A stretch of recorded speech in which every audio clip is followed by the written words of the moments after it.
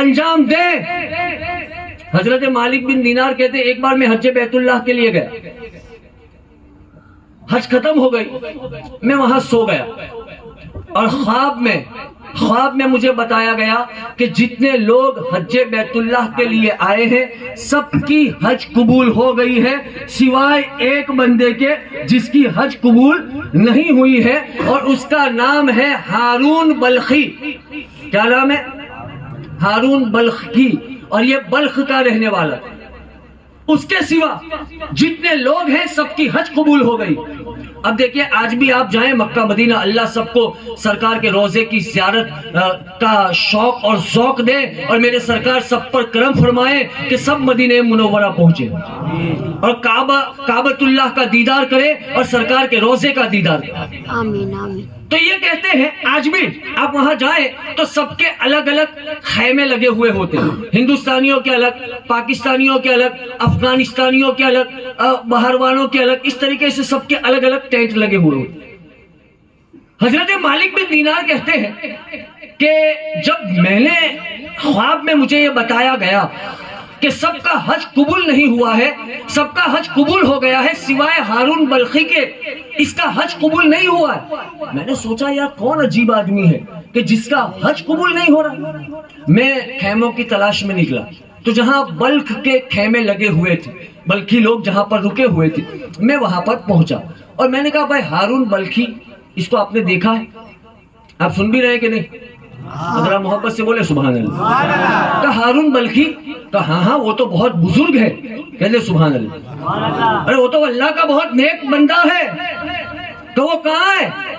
کہ دیکھیں یہ یہاں خیموں میں آپ کو نہیں ملے گا، بلکہ وہاں تھوڑے سے دور پر جہاں پر یہ تنہائی کا معاملہ ہے وہاں پر وہ اللہ کی عبادت کے اندر مستغرق ہوگا، اب وہاں چلے جائیں۔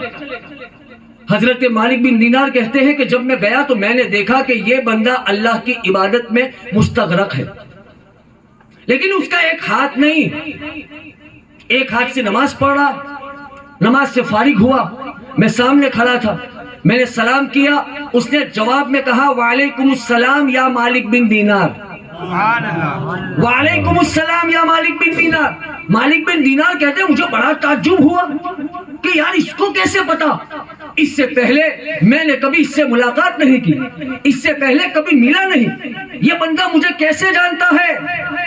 کہا سنو میں تو یہ بھی جانتا ہوں کہ آپ کا نام مالک بن دینار ہے، اور مجھے یہ بھی پتا ہے کہ یہ جو آپ نے حج کیا ہے وہ 60واں حج ہے، اور مجھے یہ بھی پتا ہے کہ آپ یہ خبر لے کر آئے ہیں کہ اس سال جتنے لوگ حج کرنے آئے تھے سب کا حج قبول ہوا سوائے میرے۔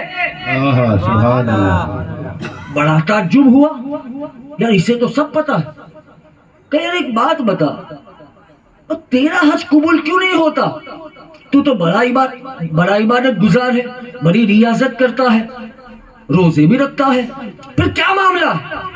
کہ دیکھیں دراصل معاملہ یہ ہے کہ اللہ تبارک و تعالیٰ نے مجھے بہت مال دیا تھا، بہت مال، اور جب انسان کو اللہ مال دیتا ہے نا تو انسان اپنی اوقات بھول جاتا ہے، انسان اپنی اوقات بھول جاتا ہے، اور وہ اس مال کے نشے میں اور اس کے غرور میں ایسے ایسے کام کر جاتا ہے کہ اس کو ایسا لگتا ہے کہ اس امیری کو کبھی زوال نہیں آئے گا۔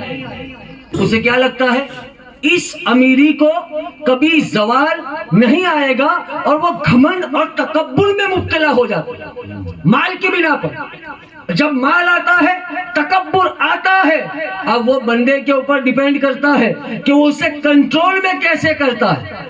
کہتے نہیں 4 پیسے آ گئے تو بہت چھلکاتا، کہتے ہیں کہ نہیں؟ تو یہی ہوتا ہے، یہی حضرت مالک بن دینار ہے۔ ایک دن بیٹھے ہوئے تھے اور ہارون رشید اس کے تخت کے اوپر بیٹھا ہوا تھا۔ ہارون رشید نے سوال کیا کہ مالک بتائیں اللہ اس وقت کیا کر رہا ہے؟ عجیب سوال ہے کہ نہیں؟